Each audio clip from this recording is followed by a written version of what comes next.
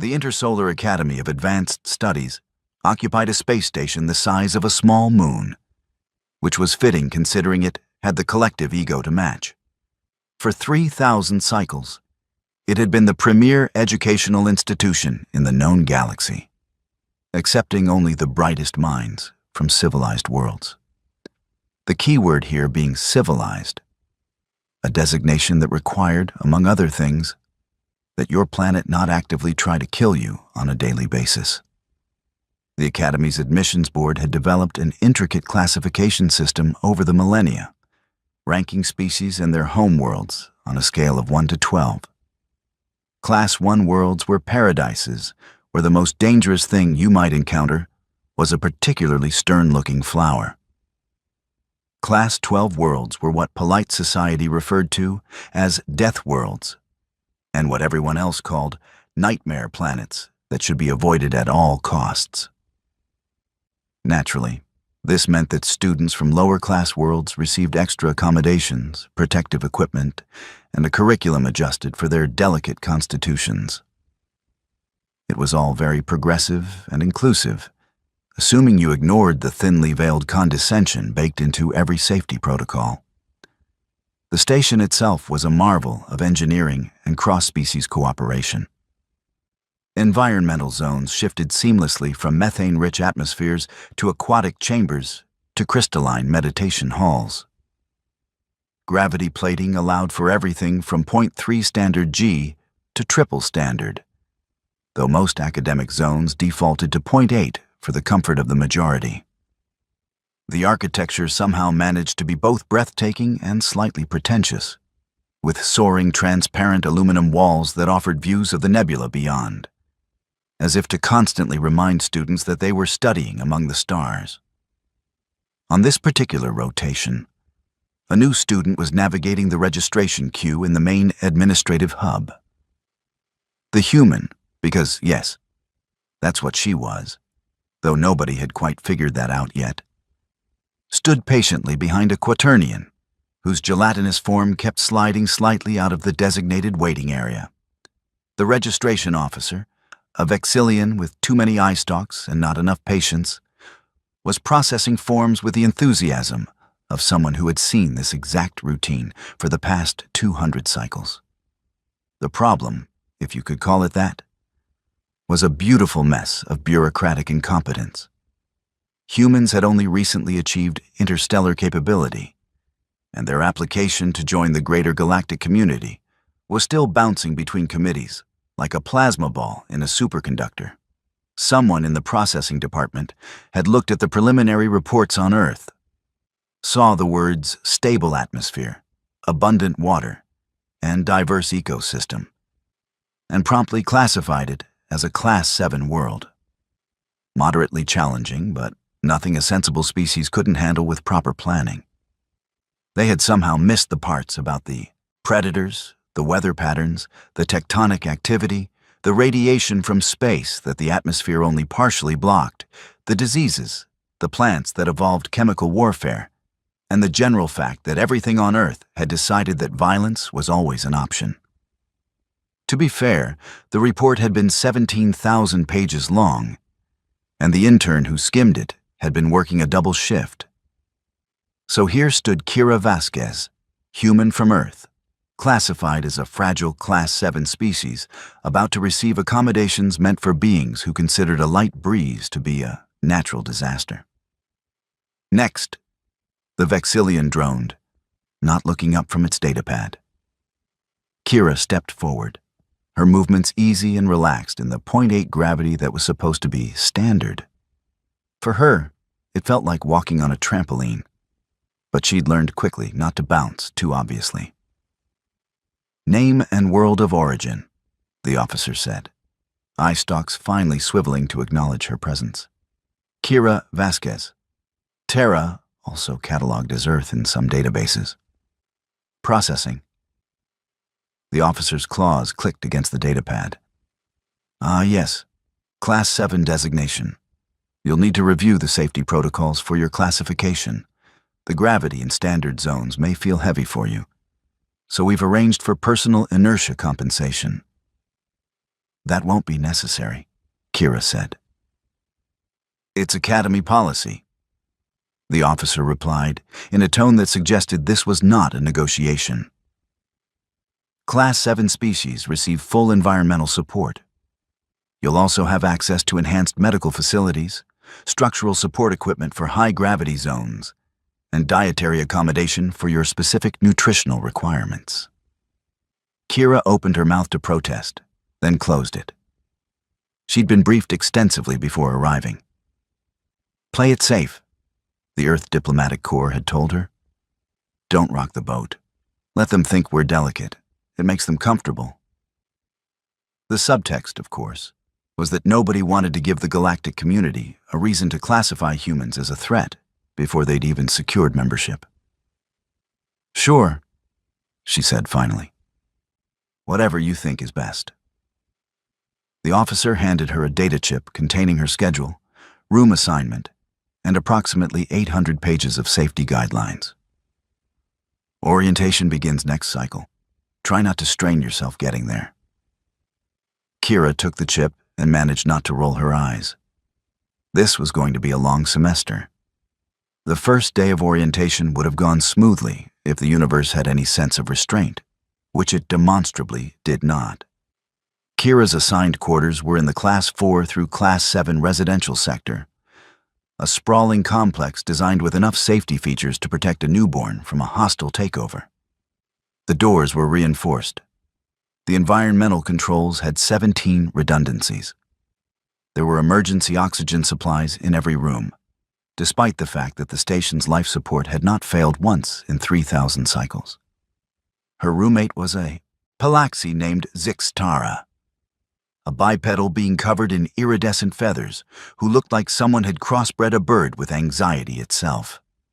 Zixtara's homeworld was a Class 5, which meant it had weather patterns and occasionally challenging terrain, both of which apparently qualified as serious threats requiring constant vigilance.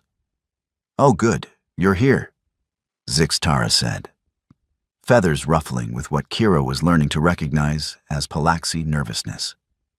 "I was reviewing the orientation schedule, and there's a mandatory assembly in the Grand Hall. We should leave early. I've calculated 17 different routes and their associated risk factors. It's just a walk across campus," Kira said, dropping her bag on her assigned sleeping platform. "Just a walk?" Zixtara's feathers stood on end. "Do you know how many species will be in those corridors? The potential for accidental contact, the varying atmospheric requirements creating pressure differentials, I'm sure we'll be fine," Kira said, though she was beginning to understand that fine was a relative concept here. The Grand Hall was impressive, she had to admit. It could hold 10,000 beings comfortably, with environmental zones that shifted in real time to accommodate whoever was standing in that particular spot. The air around Kira was oxygen-nitrogen mix at standard pressure. 2 meters away, a methane breather stood in its own atmospheric bubble. The technology was seamless and probably cost more than Earth's entire GDP. The orientation lecture was delivered by Dean Corvanix, a Xanthorian whose species had been spacefaring for longer than humans had been using fire. They stood on a floating platform, their crystalline form refracting light in ways that were probably meant to be impressive. "Welcome to the Intersolar Academy," Corvanix began, their voice resonating through the translation matrix embedded in every student's neural interface. "You represent 417 species from across known space. Here, you will push the boundaries of knowledge, challenge your understanding of the universe, and learn to cooperate across the vast diversity of intelligent life." It was a good speech, Kira thought. Inspiring even? It might have been more inspiring if it didn't come with the underlying assumption that most of the students in the room needed to be handled with protective gloves. Following this assembly, you will proceed to the Fitness Assessment Center for mandatory physical evaluations. This is not a competition, Corvanix stressed, which immediately made it a competition. This is simply to establish baseline capabilities and ensure appropriate accommodations for all species. Kira felt a small knot of concern forming. Physical evaluation. Right. This was where things might get complicated. The Fitness Assessment Center was a cathedral to cross-species athletic capability, which was a fancy way of saying it was a gymnasium with delusions of grandeur. Different zones offered different gravity levels, atmospheric conditions, and terrain types. There were pools for aquatic species, climbing structures for arboreal beings, and what looked suspiciously like a zero-G obstacle course suspended near the ceiling. Kira was directed to Zone 7, the standard gravity area designated for Class 5 through Class 8 species. The assessment administrator was a Kryllian, insectoid and efficient, with compound eyes that gave the impression they were judging you from 17 different angles simultaneously.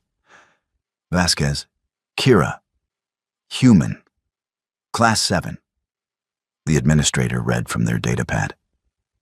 You'll be using the assisted equipment. Assisted? Kira asked.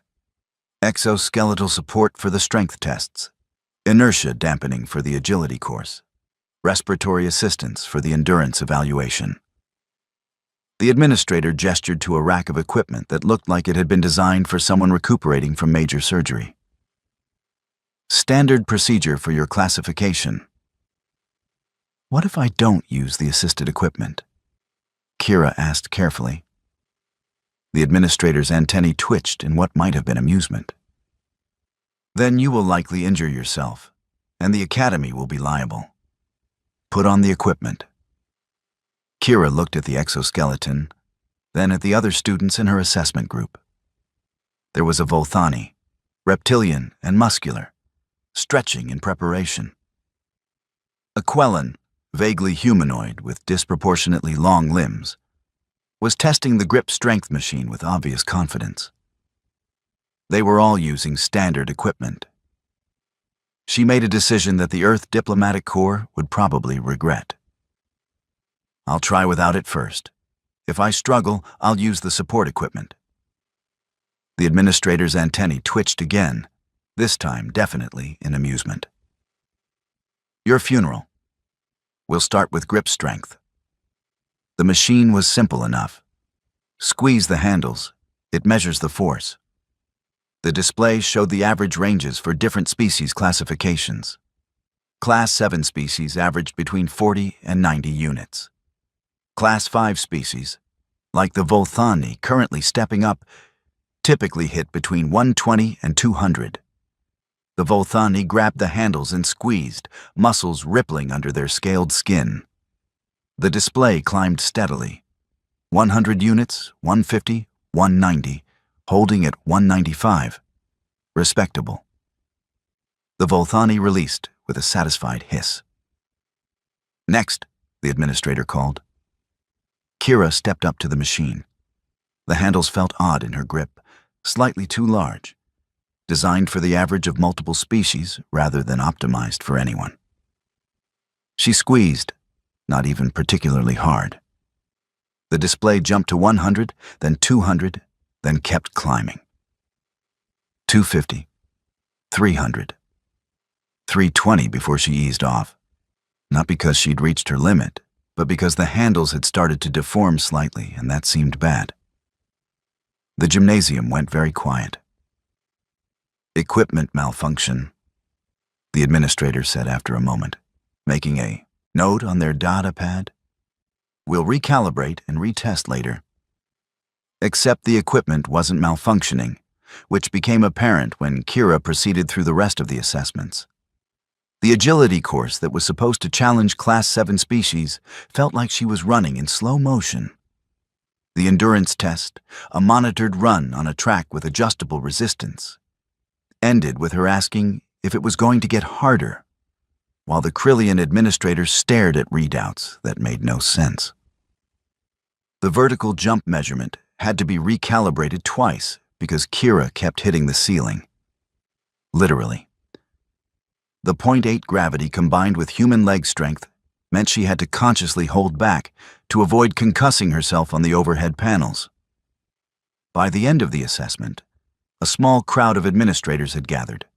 Eye stalks and optical sensors and various other sensory organs, all focused on the human who was supposed to be fragile.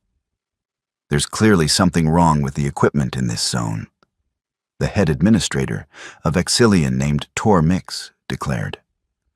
We'll schedule a full maintenance review. Kira, who had just deadlifted a weight sled that was apparently meant for Class 3 species, wisely said nothing. The Earth Diplomatic Corps could thank her later. Word spread through the student body the way rumors always do. Quickly, inaccurately, and with increasing embellishment. By the next cycle, stories were circulating about the new student who had broken every machine in the fitness center, who could jump 20 meters straight up, who had accidentally crushed a grip strength handle into scrap metal.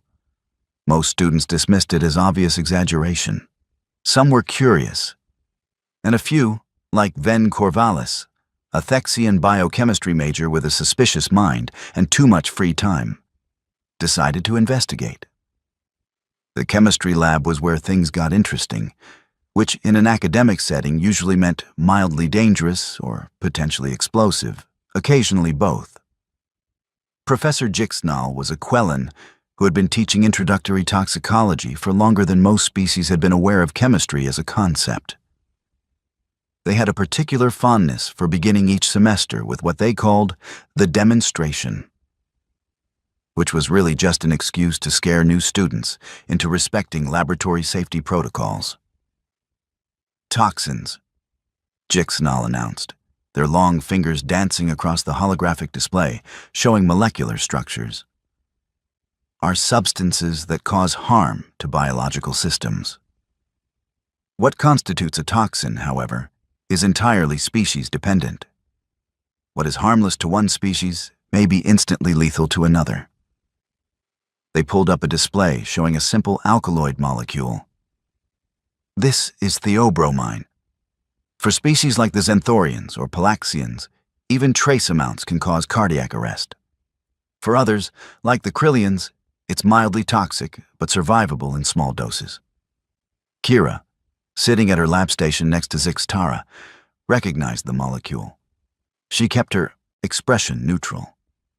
For a Class 7 species like our human student, Jixnall continued, and Kira felt every eye in the room turn toward her.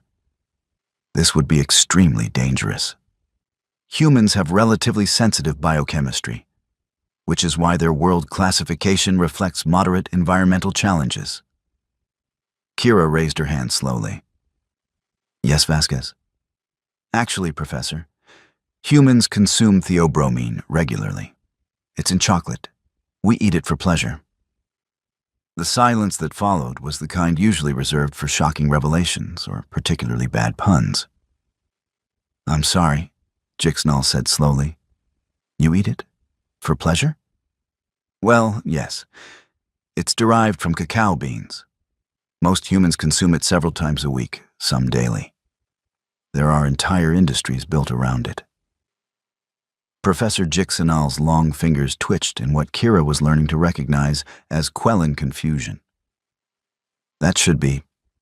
Let me verify this. They pulled up Earth's biochemical database, which Kira noticed was surprisingly incomplete. This cannot be correct. The dosages listed here would be fatal to most Class 7 species. Humans metabolize it differently, Kira said, trying to be helpful. Theobromine is actually quite dangerous for Earth canines, but humans process it efficiently. It's a mild stimulant for us. A stimulant. Jixnall repeated the word like they were testing its validity. You consume toxins as stimulants. Oh, that's not even the best one, Kira said, warming to the topic. Caffeine is our primary cognitive enhancer. Most adult humans consume it daily, often in doses that would probably hospitalize half the species in this room. Ven Corvallis, the Thexian who had been investigating the fitness center rumors, leaned forward at his station. What else do humans consume that would be toxic to other species? Kira thought for a moment. Capsaicin. We breed plants specifically to produce higher concentrations of it and then eat them competitively. Ethanol, which we ferment deliberately and drink socially despite it being a literal poison. Oxalic acid in spinach and rhubarb. Various mold cultures in cheese. Slightly toxic lectins in beans, which is why we have to cook them properly or risk illness. Oh, and we've domesticated allium species, onions and garlic, which are toxic to many mammals on our own planet, but we put them in almost everything. The laboratory had gone from silent to buzzing with whispered conversations in a dozen different languages. Professor Jixnall was scrolling through Earth's biochemical database with increasing agitation. "This is fascinating," Ven said, and there was something calculating in his expression. "Tell me, Vasquez, what class would you estimate Earth should actually be classified as?" Kira hesitated. This was the question she'd been trying to avoid. "I'm not qualified to make that assessment. Humor me." "Well," Kira said slowly, "Earth has significant predator populations, tectonic activity, extreme weather patterns, high levels of cosmic radiation exposure, hundreds of thousands of toxic plant species, diseases that evolve specifically to exploit human biology, and an atmosphere that's technically corrosive over long timescales due to oxygen concentration. So, maybe not Class 7. "What class?" Ven pressed. "Class 12, Professor Jixnall said quietly, looking up from the database. "According to this data, Earth meets every criterion for a Deathworld classification. How was this missed?" Kira shrugged, trying to appear nonchalant while internally panicking about the diplomatic incident she was probably causing. "Bureaucratic error?" "An error," Jixnall repeated flatly. "The Academy has placed a Deathworld species in accommodations meant for fragile life forms. You've been operating under what fraction of your actual capability?" "I've been trying not to break anything," Kira admitted. Zix Tara, who had been silent throughout this exchange, made a sound like a tea kettle achieving sentience. "You're from a Deathworld. A Deathworld. I've been living with a Deathworlder." "I'm very safe," Kira said quickly. "Humans are actually quite social. We domesticated predators on our world for companionship. We're not dangerous." "You eat poison for fun," Zix Tara countered. "Well, yes, but that's different." Professor Jixnall was already composing a message on their datapad, their long fingers moving with frantic speed. "I'm contacting the administration. This is a classification emergency. The emergency meeting of the Academy's Administrative Council was held in a secure chamber designed for crisis situations, which seemed appropriate given that everyone was treating this like they'd just discovered a bomb in the cafeteria rather than a simple paperwork error. Dean Korvanix presided over the meeting with all the gravitas of someone who had just realized their institution had made a mistake of truly impressive proportions. The council chamber's holographic displays showed every piece of data they'd managed to compile about Kira Vasquez in the past 6 hours, which was both thorough and vaguely creepy. "Let me ensure I understand the situation correctly," Korvanix said, their crystalline form refracting the display light into prismatic patterns. "We admitted a student from a Class 12 Deathworld, classified her as Class 7, provided her with safety accommodations she doesn't need, and placed her in standard housing with a Class 5 roommate who is now filing stress compensation claims." "That's accurate," confirmed Administrator Tormix, the Vexillian who had overseen the fitness assessments. "Additionally, the human has been restraining her physical capabilities to avoid breaking equipment and drawing attention. Every assessment we've conducted has been artificially limited." "Show me the recalibrated fitness data," Korvanix ordered. The holographic display shifted, showing Kira's assessment results next to the projected capabilities based on Deathworld species parameters. The numbers were alarming. In standard .8 gravity, a human operating without restraint could generate force comparable to Class 3 species, who came from high-gravity worlds where simply standing upright was a workout. Her endurance metrics suggested she could operate at sustained high activity levels that would exhaust most Class 5 species. "This is not possible," said Council Member Threxala, a Xanthorian whose crystalline form vibrated with agitation. Class 12 species don't achieve interstellar capability. The environmental pressures are too extreme. They remain trapped in survival mode. Apparently, humans are the exception, Tormix said dryly. They achieved spaceflight approximately 0.2 cycles ago. They've developed faster-than-light capability, artificial intelligence, and fusion power, all while living on a planet actively trying to kill them. "That's horrifying," Threxala said. "That's impressive," countered Council Member Vixtara, a Krillian admiral who had served in the Defense Forces for 3 centuries. "Do you understand what this means? A species that evolved to survive Class 12 conditions, with all the adaptations that implies, and they directed that toward technological development instead of simply not dying. They optimized for intelligence and cooperation on a death world. They consume toxins recreationally," Threxala pointed out. "So do the Volthani, and they're Class 5. Vixtara countered. "The difference is humans do it because they find it pleasant, not because they have specialized biology that makes them immune. They just have robust enough systems to handle it." Dean Corvanix held up a crystalline appendage for silence. "The philosophical implications of human evolution can be debated later. Right now, we have a practical problem. We have a death world species operating under false classification. We need to determine appropriate accommodations and assess whether there are safety concerns." "Safety concerns?"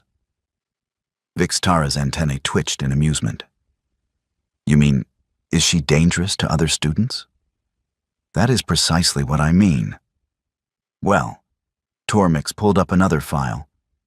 "Humans are persistence predators. They evolved to chase prey until it collapsed from exhaustion, which explains the endurance capabilities. They're also pack hunters with sophisticated social structures, which explains their communication skills and cooperative tendencies.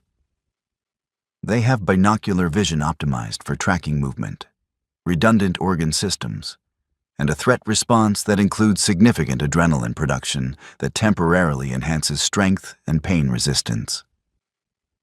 "So yes, potentially dangerous," Threxala said. "Potentially, but not inherently," Vixtara corrected.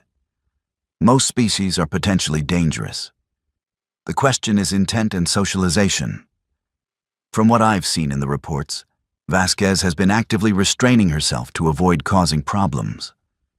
That suggests strong social conditioning and awareness of her capabilities relative to others. She also," Tormix added, "has been asking her professors questions during lectures, volunteering for study groups, and generally behaving like a model student who's concerned about her grades. The consensus from faculty is that she's polite, engaged, and slightly bemused by all the safety protocols." Dean Corvanix processed this information, their crystalline structure pulsing with thought. "Recommendations? Reclassify her immediately to Class 12, Tormix said. "Update all her accommodations to reflect actual capabilities. Issue a formal apology for the administrative error.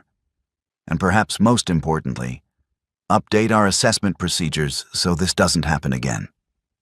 I recommend we also offer her placement in advanced physical courses," Vixtara added. "If she's been restraining herself, she's not getting appropriate challenge in standard curriculum. That's a waste of her potential and our resources." "Agreed," Corvanix said. "Draft the reclassification immediately. I'll speak with Vasquez personally. And someone please reassure her roommate that she's not in danger." "The roommate has already requested a transfer," Tormix said. Of course she has. Kira was summoned to the dean's office the following cycle, which she knew couldn't be good. The office was located in the upper administrative levels, where the gravity was set to 0.6 standard, and the atmosphere was carefully balanced for Xanthorian comfort. She felt light as a feather and had to consciously control her movements to avoid bouncing off the walls like an overexcited child.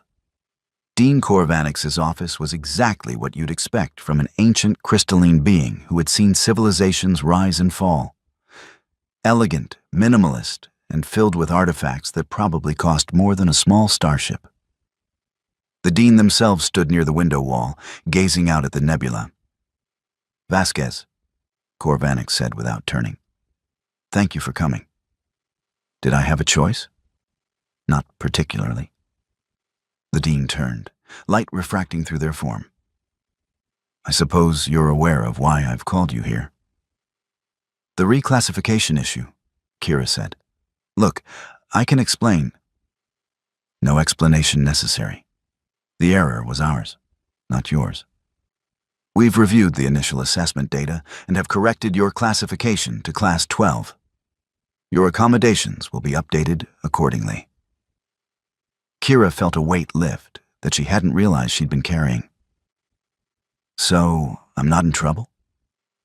Why would you be in trouble?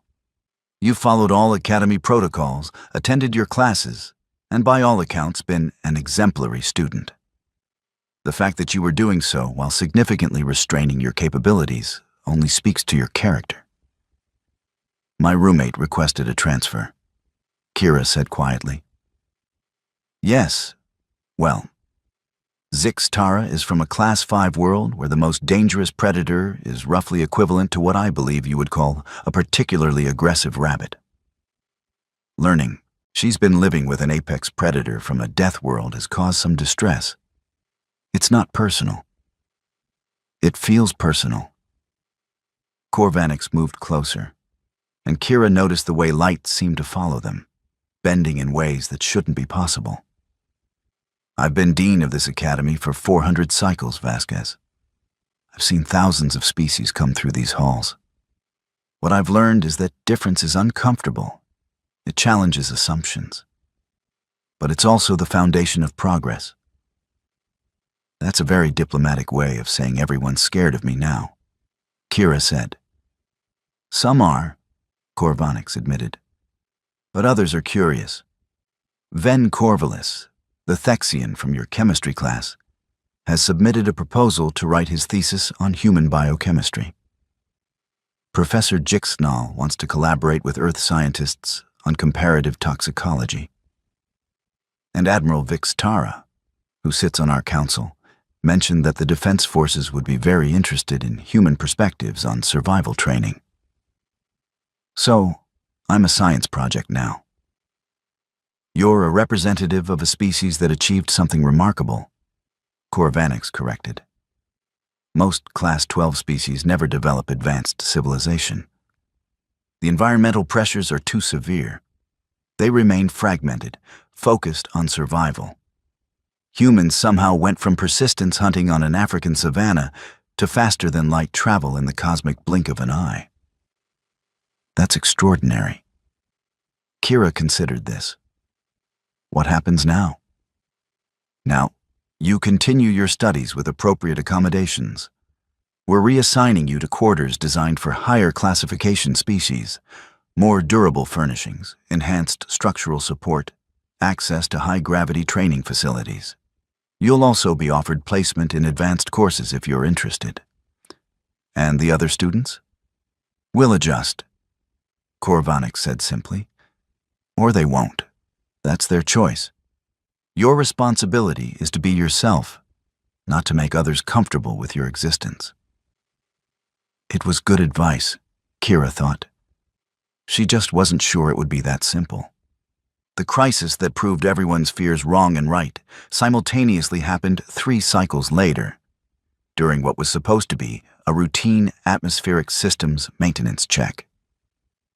The Academy's environmental systems were designed with enough redundancy to survive a direct hit from a small asteroid. which made it cosmically ironic that the failure was caused by something as mundane as a corroded sensor coupling in Section 7's atmospheric regulation hub.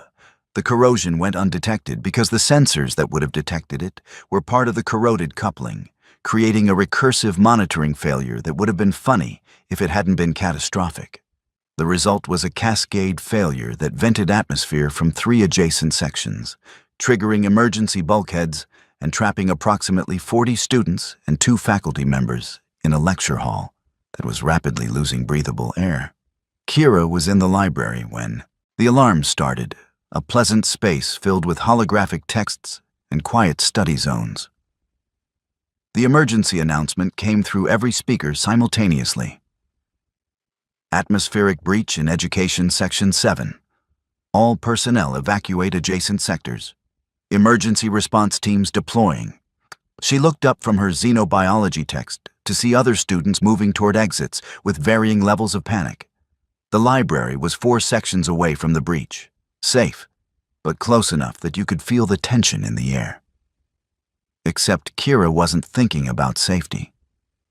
She was thinking about the fact that Section 7 included the Advanced Theoretical Physics Lecture Hall, and she knew for a fact that her chemistry lab partner, a Quellan named Rix Tal, had a class there this period.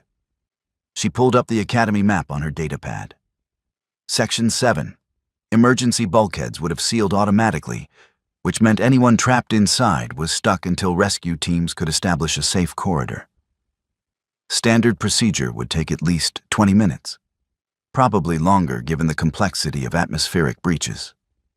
20 minutes without breathable air. Most species in the academy could survive maybe 5 to 10 minutes in oxygen deprivation, depending on their specific biology. Class 7 species, even less. Kira looked at the map, then at the emergency protocols scrolling across her datapad, then made a decision that the Earth Diplomatic Corps would definitely not approve of. She ran. Not a jog. Not a hurried walk. A full sprint at speeds she'd been carefully restraining since arriving at the academy. In the 0.8 gravity, she felt like she was flying. Her human muscle and bone structure launched her forward with each stride. Other students barely had time to move aside as she blasted past them, moving faster than most species could track. The corridors blurred. She covered 4 sections in under 2 minutes, ignoring the emergency warnings telling her to evacuate. The bulkhead to Section 7 was sealed, a massive door designed to hold against vacuum. There was an emergency manual override, but it required 2 people to operate because of the forces involved. Kira grabbed both handles, planted her feet, and pulled. The mechanisms protested, safety interlocks engaging. But human evolution had spent millions of years optimizing for exactly this kind of problem, applying maximum force when survival demanded it. The adrenaline response kicked in, that wonderful Deathworld adaptation that temporarily turned humans into slightly better versions of themselves at the cost of long-term physical damage. The bulkhead groaned and began to move. Slowly at first, then faster as she got leverage. 10 centimeters, 20, half a meter, enough to slip through. The lecture hall on the other side was chaos. 40 students from a dozen species, all in various stages of panic. 2 faculty members trying to maintain order while the atmospheric display on the wall showed oxygen levels, dropping into critical ranges. Some species were already unconscious. Others were hyperventilating, which was exactly the wrong response, but understandable. Kira did a quick assessment. The breach was in the environmental coupling 2 sections over. The bulkhead she'd opened led back to safe atmosphere, but it would take time to evacuate everyone, especially the unconscious ones, and the species who couldn't move quickly in the low oxygen. She grabbed the nearest student, a small Palaxi who was barely conscious. "Stay with me," she said, then looked around for more. "Anyone who can walk, head toward the bulkhead I opened. Anyone who can carry someone, help the ones who are unconscious. Move." To their credit, most of the students responded immediately. Panic had made them receptive to anyone who sounded like they had a plan. Kira hauled 2 unconscious Quellans onto her shoulders. They were tall, but relatively light in the low gravity, and headed back toward the bulkhead. The professor, a Vexillian named Sarkix, stared at her. "You're the human, Vasquez." "Yeah." "You're carrying 2 full-grown Quellans." "Yeah." "How are you not unconscious from oxygen deprivation?" "Deathworld lungs," Kira said shortly. "We're adapted for high-altitude, low-oxygen environments. This is uncomfortable but not critical yet. Now stop asking questions and help me get everyone out." The evacuation took 6 minutes, which was approximately 14 minutes faster than the emergency response teams had estimated. By the time the official rescue arrived, complete with breathing equipment and medical teams, they found the trapped students and faculty already in the safe corridor, being organized by a human who was breathing hard but otherwise seemed fine. The emergency coordinator, a Krillian named Jexitar, stared at the scene with evident confusion. "How did you breach the bulkhead? Those require mechanical assistance to open during emergency lockdown." "I pulled really hard," Kira said, which was technically accurate if massively understated. "That's not possible." "She's from Earth," Professor Sarkix said, still looking slightly dazed. "Class 12. "Ah," Jexitar said, in the tone of someone whose entire worldview had just been recalibrated. "That explains it." The aftermath of the atmospheric breach incident rippled through the academy like a shock wave, though this time the response was notably different from the fitness center incident. This time, there were witnesses, lots of witnesses. 40 students and 2 faculty members who had been saved by the human who wasn't supposed to be physically capable of any of it. The student network, that ever-reliable source of gossip and wildly varying accuracy, exploded with accounts of what happened. Some were accurate. Some claimed Kira had torn the bulkhead off its hinges with her bare hands. One particularly creative account suggested she'd breathed fire to reoxygenate the room, which was physically impossible but made for good storytelling. What couldn't be disputed was that she'd moved faster than safety protocols could deploy, forced open a sealed emergency bulkhead, and evacuated 40 people while experiencing oxygen deprivation that should have rendered her unconscious. Dean Corvanix called her back to the office, which Kira was beginning to think of as her second home at this rate. "You violated approximately 17 safety protocols," Corvanix said without preamble. "Yes," Kira admitted. "You ignored evacuation orders, entered a hazardous zone, and manually overrode emergency systems. Also yes. You saved 43 lives in the process. I wasn't counting, but that sounds right." The dean was silent for a moment. Light refracting through their crystalline structure and patterns that Kira had learned indicated deep thought. "The Council has been debating your presence here since the reclassification. Some members believe that Deathworld species represent an inherent safety risk, that your capabilities make you dangerous." Kira's stomach dropped. "Are you expelling me?" "No," Corvanix said, and something in their tone might have been amusement.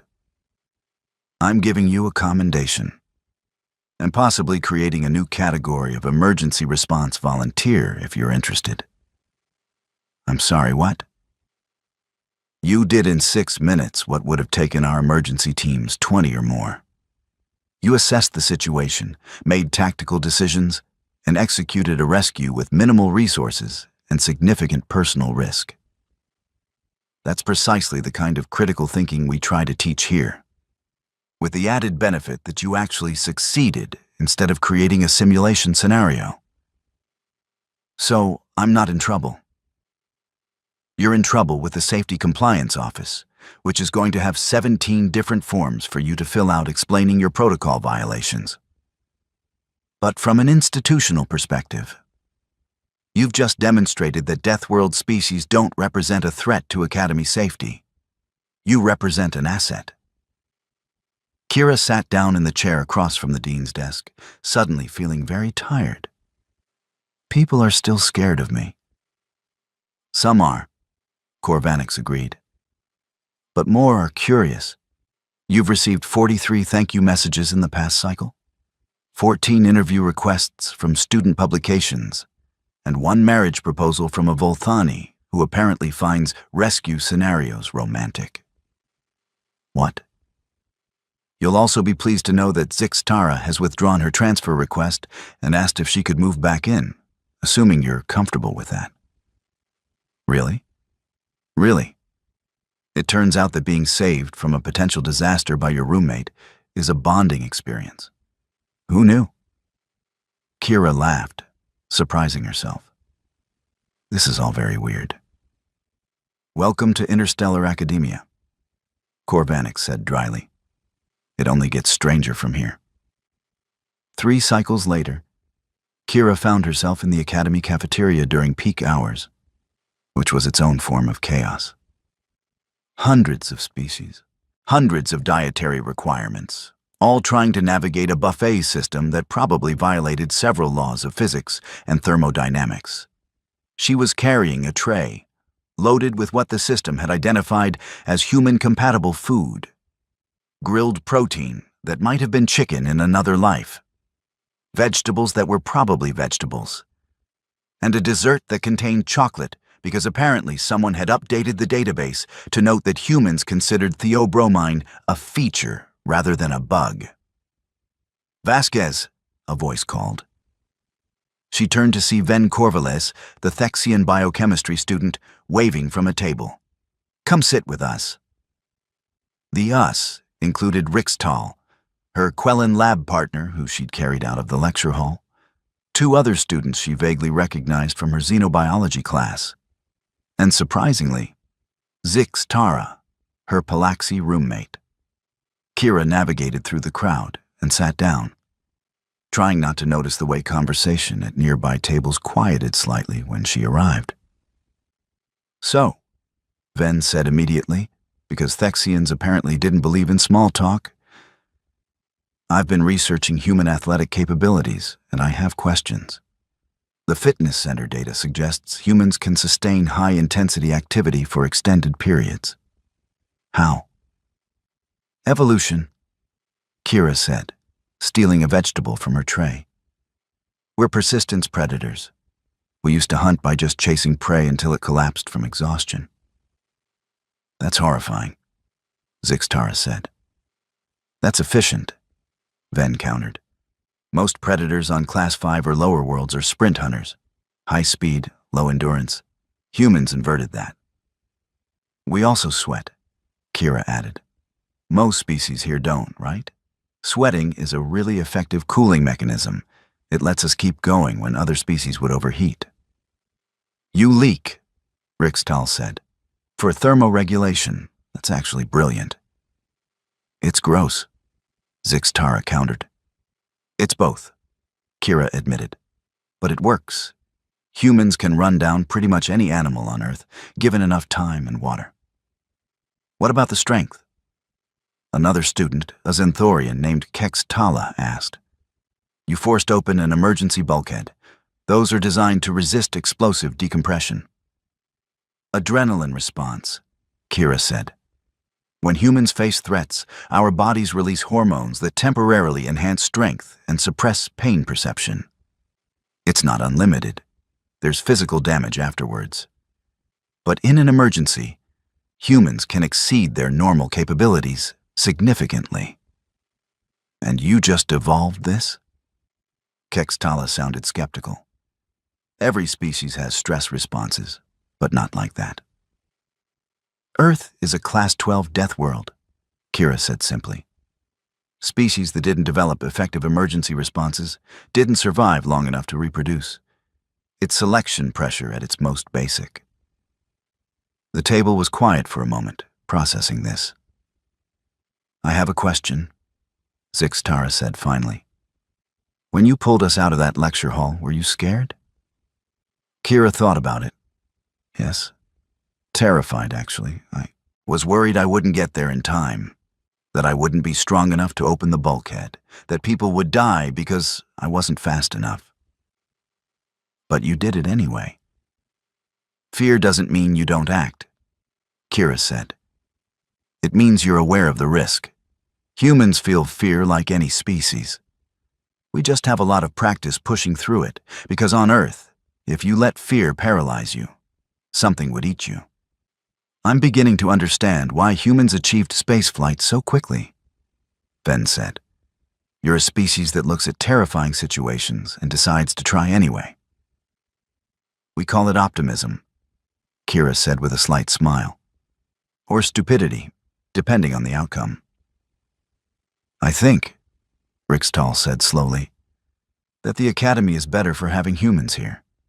You bring a different perspective, different capabilities. It challenges our assumptions. Some of those assumptions being, don't put Deathworld species in student housing, Zixtara added. That assumption was wrong, Rixtal countered. Kira's been nothing but helpful. She tutored me through quantum mechanics last cycle. She shares her chocolate even though it's technically toxic to most of us.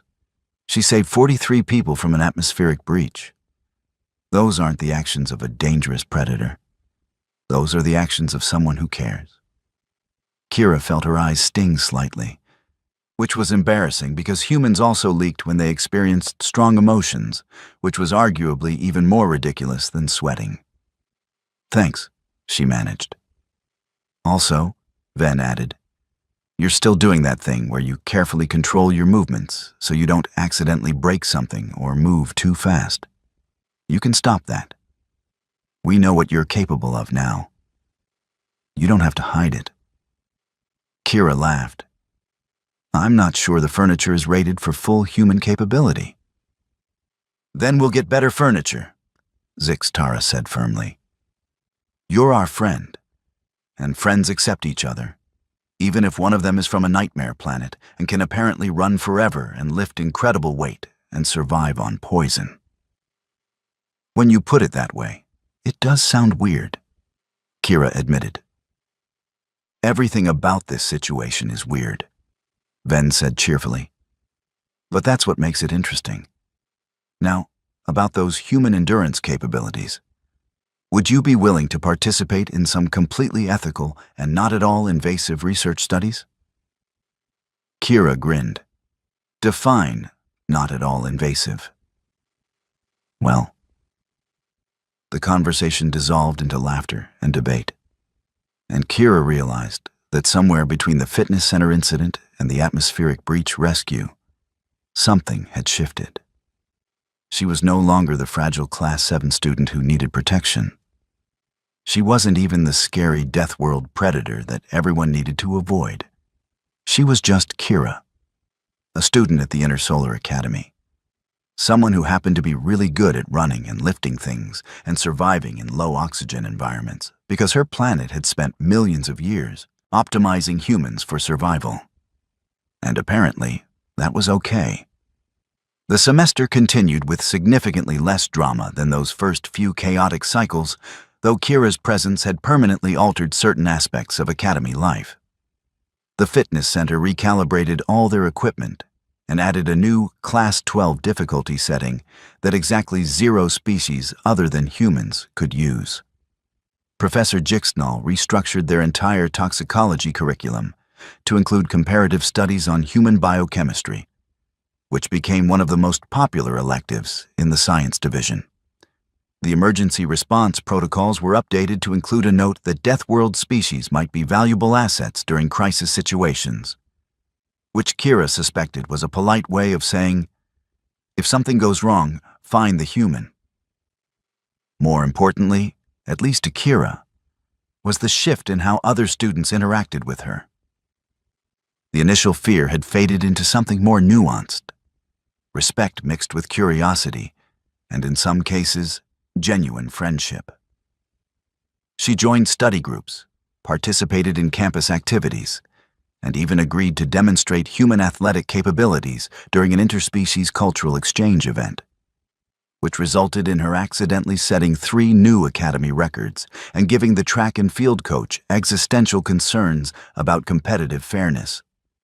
Dean Korvanix called her in one final time before the end of semester break, which Kira attended with significantly less anxiety than previous summons. "I wanted to give you this personally," Korvanix said, handing her a data chip. "Your grades. You've achieved top marks in every subject, except advanced quantum theory, where you achieved second highest marks. The highest went to a Xanthorian, who has been studying quantum mechanics for longer than your species has had written language, so I think you can forgive yourself that one." Kira took the chip, surprised. "I wasn't sure how I'd done with all the chaos this semester." "The chaos was largely administrative and not your fault," Korvanix said. "Your academic performance has been exemplary. Your social integration, after initial complications, has been remarkable. And your contributions to Academy safety procedures have been valuable. All things considered, I would say your first semester has been a success." "Even with the whole Deathworld classification thing?" "Especially because of that," Korvanix said. "You've challenged our assumptions about what constitutes appropriate educational environments. You've demonstrated that danger and threat are not synonymous. And you've shown that diversity, real diversity, including the uncomfortable kind, makes institutions stronger." "That's very philosophical," Kira said. "I'm very old," Korvanix replied. "Philosophy comes with the territory." "Do you plan to return next semester?"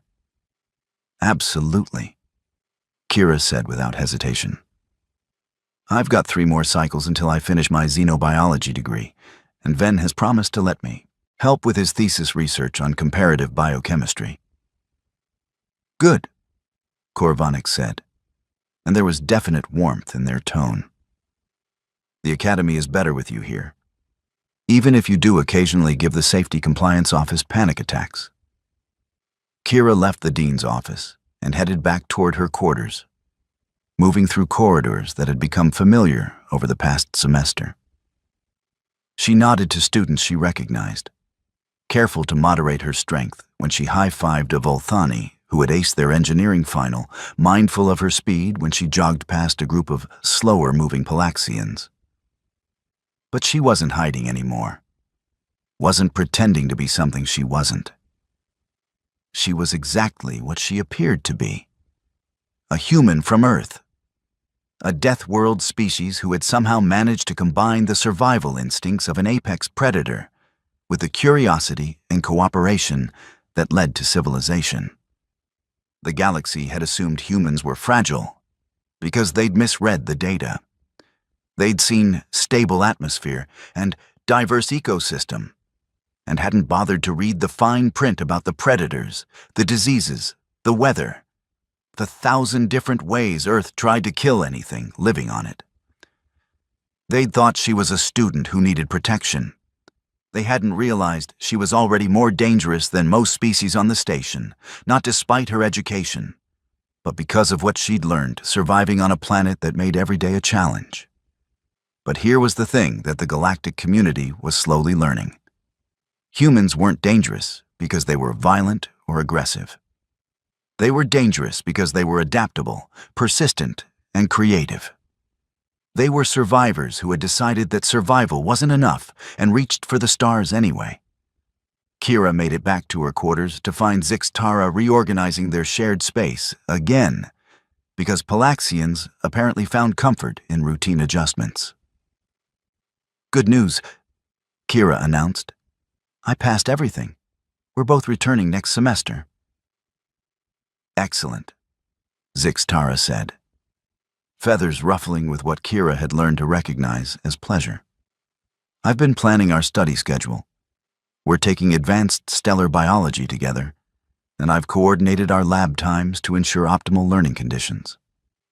"You're terrifying in your own way," Kira said affectionately. "I'm from a Class 5 world," Zixtara said primly. "We compensate for our lack of physical intimidation with superior organizational skills." Kira laughed and collapsed onto her sleeping platform, which creaked ominously because it still wasn't really rated for Deathworld species, but functioned adequately. Do you think things will be calmer next semester? Absolutely not, Zixtara said. Ven is already planning his research project, which apparently involves testing human capabilities in various scenarios. Rixtal mentioned something about zero-G sports, and I heard the Dean is considering opening enrollment to more Deathworld species now that they've updated the protocols. So, chaos, but organized chaos. The best kind, Zixtara agreed. Kira stared at the ceiling of her quarters, thinking about the semester that had passed and the ones ahead. She'd come to the academy expecting to learn about xenobiology, stellar mechanics, and the fundamental nature of the universe. She'd gotten all that, plus lessons in diplomacy, crisis management, and the infinite ways that intelligent species could misunderstand each other and still find common ground. She'd also learned that being different wasn't the same as being wrong. That capabilities that seemed threatening could be assets when applied correctly. That a species shaped by a death world could still choose cooperation over conflict, even when conflict would be easier. The Intersolar Academy had admitted a student from Earth, expecting a fragile being who needed protection. What they'd gotten instead was a demonstration that survival instincts and academic excellence weren't mutually exclusive. That Deathworld species could thrive in civilized spaces without sacrificing what made them effective survivors. They'd thought she was just another student. They hadn't known she was born on a death world, shaped by millions of years of evolution in an environment that demanded excellence or extinction. But now they knew. And rather than fear, they'd responded with curiosity, acceptance, and the slow realization that maybe the galaxy's understanding of strength and danger needed updating. Kira smiled at the ceiling and closed her eyes. Next semester would bring new challenges, new opportunities to accidentally break things, new chances to prove that humans belonged among the stars, not despite their origin, but because of it.